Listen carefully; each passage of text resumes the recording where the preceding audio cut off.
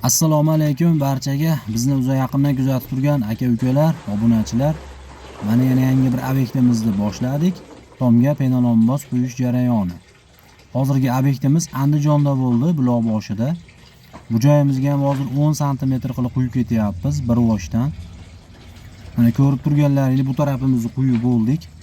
Bemalol ustiga instrumentlarni, mahsulotlarimizni olib chiqib, ustida yurib quyapmiz. Bir yorilish yo'q, chizilish yo'q, yaxshi holatda chiqyapti. Bu penalonbozimizni asosan loysuvoqni o'rniga qo'yamiz. Keyin yuqqa bosib qo'ygan loysuvoqlar ustiga ham quysak bo'laveradi, effekti zo'r bo'ladi.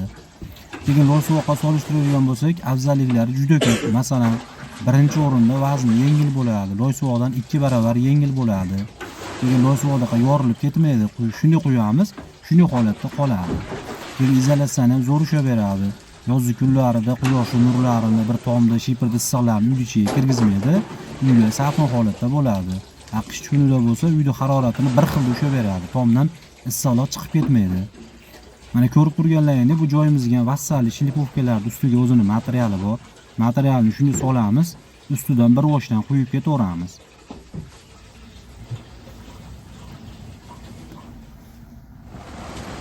Ko'rib turganlaringiz boshida quyilishida shuni suyuq holatda bo'ladi bu. Qatishiga 10 minut vaqt kerak bo'ladi. O'zini toza qurib ketishiga 15 kun, 20 kun vaqt kerak bo'ladi.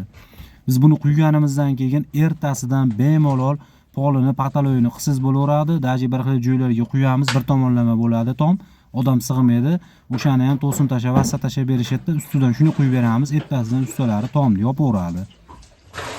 Penalonbozimizda yuqa bosilib qolgan loysuvoqlarning ustiga 5 sm qilib quyapmiz. Ochiq naveslarga, so'ri qo'yib o'tiradigan joylarga, dorozaxonalarga 7 sm, uylarga bo'lsa 10-15 sm gacha quyib boryapmiz. Uylarga qancha qalin quyilsa, effekt shuncha yaxshi bo'ladi. Bu penalonbozimizni kvadratiga quyamiz. Kvadrati 35 ming so'mdan boshlanadi. Ag'i razmeriga qarab narxi oshib boraveradi. Keyin bu penalonbozni mana quyish jarayoni hozir ko'pchilik so'rayapti, chiritib yuborar ekan, boshqa bo'lar ekan deb. Bu asli chiritadigan narsa emas. Shuni oldini olib ham uylarda katta kichikligiga qarab turib dimoxod qo'yib yuboramiz. Shu dimoxodlardan havoli aylanib turadi, bir chirishini oldini oladi. Kimga shunaqa xizmatlar kerak bo'lsa, penalonboz, penabeton mahsulotlarimiz ham bor.